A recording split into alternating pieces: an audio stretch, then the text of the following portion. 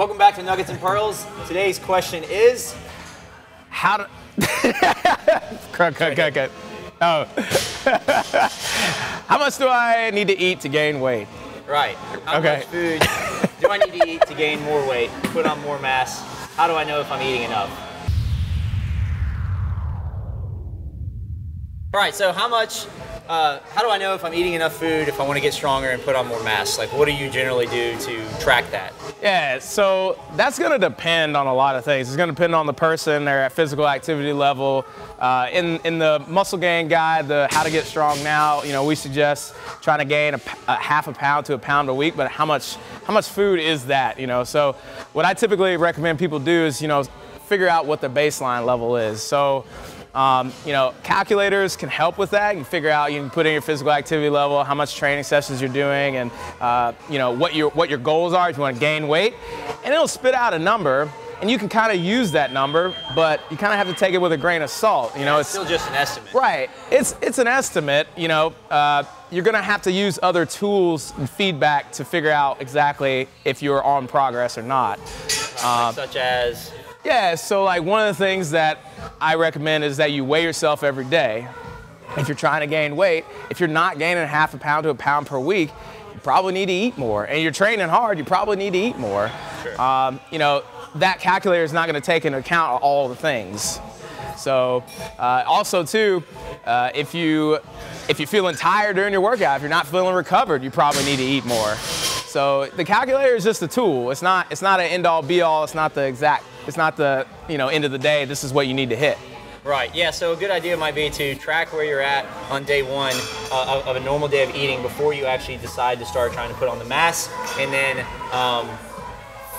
let's say that, all right, now I know I need to bump up the eating a little bit, so I'm going to go back and track again a few days later and see if I actually have been eating more. Some people have a lot of trouble eating more. It's really difficult, so you got to start adding some foods in that you're not really comfortable with. Just to get more calories in. So what's a good website you would recommend to do the tracking so you can start from A to B?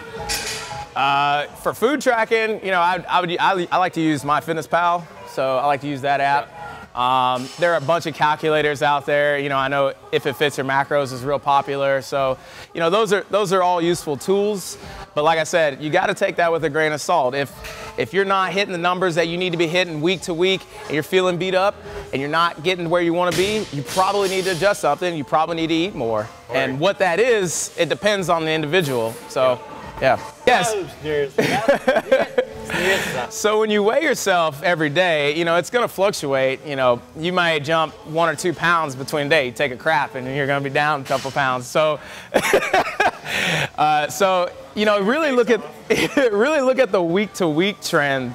So if you're doing that 1 pound per week and it's on the upswing, the line's on the upswing, you're doing the right thing. So just keep doing what you're doing. Don't get discouraged. Don't feel like you're not getting the results because it's, but if it's on the way up, you're doing the right thing. Are you gonna, one question I had, are you gonna consistently weigh the same time every day?